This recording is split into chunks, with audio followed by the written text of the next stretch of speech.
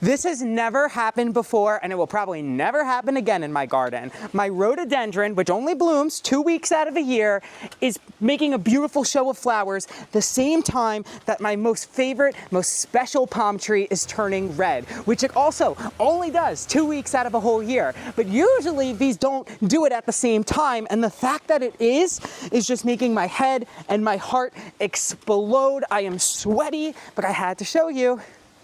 This is a red flamethrower palm tree, and very few people are growing this. Honestly, I don't know anybody who's growing this outside of a very warm climate. However, it is an easy container plant. I have had it for years. I'm going to tell you how easy it is to take care of, how often you get these red fronds, and how big it eventually will get. This is an amazing palm tree that you don't want to miss. First, let me turn the camera around and show you why I love it, even when it doesn't have red fronds. Aside from the easy care, which we'll talk about in a minute, we need to talk about how beautiful the fronds are when they're green. So 99.99% of the time, the fronds are green on a red flamethrower palm. It's only when it's producing that new frond do you get that deep, beautiful red color.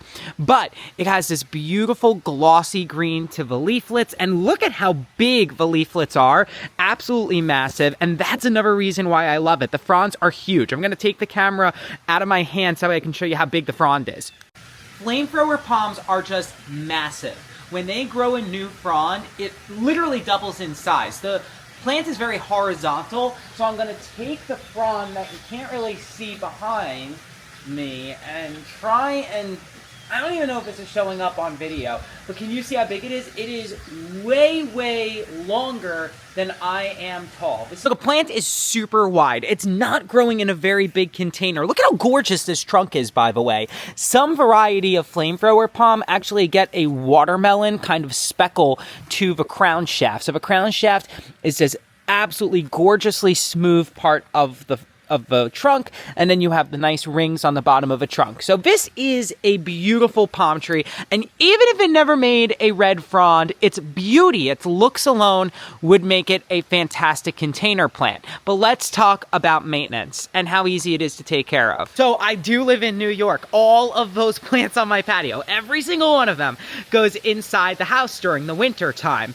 and it is so easy to take care of the flamethrower palm inside the house during the winter, because it is a shade tolerant, even dare I say shade loving palm tree that doesn't need a lot of humidity. So high shade, low humidity requirements, really perfect houseplant kind of situation. You want a plant that can handle low humidity.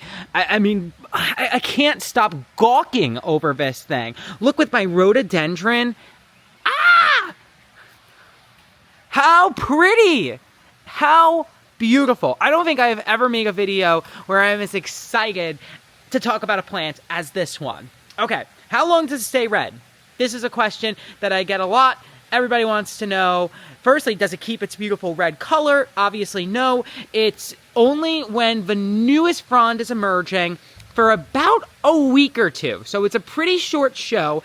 Some varieties of flamethrower palm have more of a brownish kind of red, but I'm lucky that mine is a really nice deep red. So when you're buying a flamethrower palm, it's really nice to buy it in person, because you want one that's emerging with a red leaf, so that way you know it's going to turn red.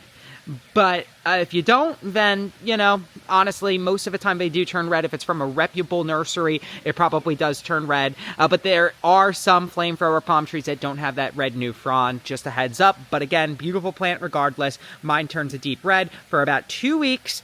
It depends on the weather, but it's about 2 weeks when that new frond emerges. How often does it make a new frond? Like I said, these fronds are huge. They are much, much longer than the previous frond, so it expels a lot of energy. It takes a lot of energy for a plant to grow a new frond. Most palm trees grow a new frond maybe once a month. Some do it twice a month in my climate during the summertime. This one grows one frond a year. That's it. When I lived in Florida, it grew 2 fronds a year. 2 fronds, that's it. But here's something that's interesting. It's starting to grow faster. I got a new frond from this plant last October. I think it was October, maybe September. And here we are, sitting pretty in May, just about 6 months later, and I have a beautiful new frond. During this time, it was inside my kitchen, so not exactly ideal growing conditions, and yet it grew and grew and grew and grew this new spear, and as soon as it went outside, look at that, new frond on the way. So I'm thinking it's really going to start growing faster at this point. I will probably get 2 fronds this year, so that's 2 shows, that's 4 weeks if you do the math, of red frond glory. So why does it make red fronds? That is a good question that I honestly don't know the answer to, because botanists don't exactly know why.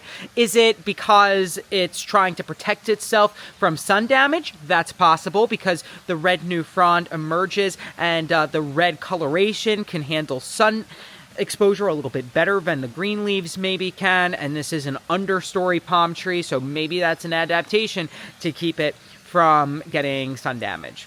Possibility. Is it trying to, for some reason, maybe keep a herbivore of some type from eating it in the wild? Maybe. I don't know. All I know is that plants don't do anything deliberately because we think it's beautiful unless we breed them that way. And in the wild, this plant turns red. So anyway, an amazing palm tree. Can't highly recommend it enough. I got this in 2017. So we went through 2018, 2019 in Florida, 2020, 2021, 2022. Then I moved up to New York. We have 2023, 2024. And now I guess it's already been a full year since 2017. It's 8 years now that I've had this palm tree. It was just a little tiny seedling when I bought it. So it has been 8 years, and it's still sitting very, very beautifully in a container. So can you grow this in a container? Yes. Can you grow this up north? Yes. Can you keep it in the house 6, 7 months out of the year and still get beautiful, beautiful foliage? Yes. Can you leave it out in full sun? No. That's what happens when you leave it out in full sun. This leaf grew 2 years ago. 2 years I have been tormented by the damage, the mistakes that I made by putting it in too much sun, because that's how long it takes for a frond to replace. Also notice, which is kind of nice, it doesn't hold on to a lot of fronds. This has 3 fronds, a 4th one coming. When this one unfurls, one of them is probably going to die. The oldest one will start to die. So what's really nice about that is that it doesn't take more than really 2 fronds to make this plant look pretty. So if you mess up, it's fine. It's not something that won't be fixed when it grows a new frond, because the new fronds are so big that it dramatically changes the way that the plant looks. So my favorite palm tree, probably in the world, definitely my favorite to grow in a container. There's just no other palm tree that is tropical, that grows in a container as well as it does in a more, subtropical or tropical climate. This plant is tolerant of cool temperatures. I kept it outside in 30-degree temperatures when I lived in South Carolina and Florida, and now I don't, because I love it and I don't want it to die. I will never get a flamethrower palm tree this big to replace it. Maybe if you live in a warm climate, you can. I can't, so I won't risk it. Anyway, it's an amazing palm tree. And what's so fun about growing these up north, because some people are like, oh, it's, torture for these plants to grow up north. Obviously, that's not true, because some of these, like my Flamethrower Palm, is so happy. But then also, you get this beautiful juxtaposition where you've got this tropical palm tree growing in front of a very temperate rhododendron. And that's just something that people would die to grow in Miami and in South Florida. You can't grow it there. You can grow it here. And you can't grow a flamethrower palm tree outside all year long here, but you can grow it in a container, and you can have it both. You can have the best of both worlds. For my entire life, up until I actually moved to the South, all I wanted to do was live in the tropics. And now I enjoy the beauty that comes with the yin and the yang. My peonies are almost in bloom, but I have mandevilla in bloom too. You know, my deciduous azaleas, which I gotta turn the camera because you have to smell these. I know you can't actually smell them, but let's just pretend that you're this fly and you're just sitting on a gigantic yellow rhododendron. You don't see yellow azaleas very often, and you definitely don't smell fragrant azaleas very often. And here we are, Klondike Azalea, absolutely gorgeous. So you don't get that kind of thing when you live in the tropics. Now, don't get me wrong, I am saying all of this because I am incredibly jealous of people who live in the tropics, because you get to grow so many beautiful tropical fruits. Anyway, I'm gonna stop pacing around and end the video here. Drop a comment, let me know if you have ever heard of a flamethrower palm before, and if this has inspired you to maybe try one. Okay, before I go, I do need to turn around because I'm so proud that I actually did some yard work yesterday in the rain. Everything is starting to come back to life. My calla lilies, all these cannas, this jasmine, they all survived the winter, and then I started potting and planting some stuff, like my Musa Sikkimesis, which now has a second leaf growing. That's great. But look at this. Beautiful Musa AA banana.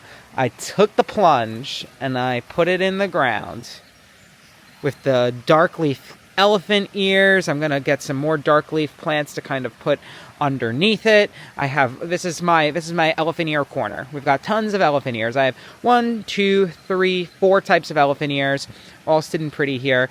And so this is just gonna look so cool. I of course have my lilies coming back, and I have some salvia. This is black and blue salvia coming back all over the place, and that's really like a lovely pollinator plant. A little aggressive, but it is a zone 7 plant, so it's kind of borderline here, even though we're zone 7. I've had a lot of plants that are zone 7 not come back because it's like a southern zone 7 that gets rated for. But, you know, nothing says the South like star jasmine, and mine is about to bloom, and it's going to smell amazing. So, yeah, you know, it's been a good spring after a really rough winter. I'm still suffering losses from this past winter. It's been a good spring. Alrighty, I am gonna go. I have been filming all day long, nonstop. I just got back from work, and I filmed 2 garden segments there. A tough job, right? I get to do what I love every day. I'm very lucky. But I'm gonna keep on doing what I love. I'm gonna pot up some more plants. I'm gonna go for a run, and I'm gonna see y'all later. Bye!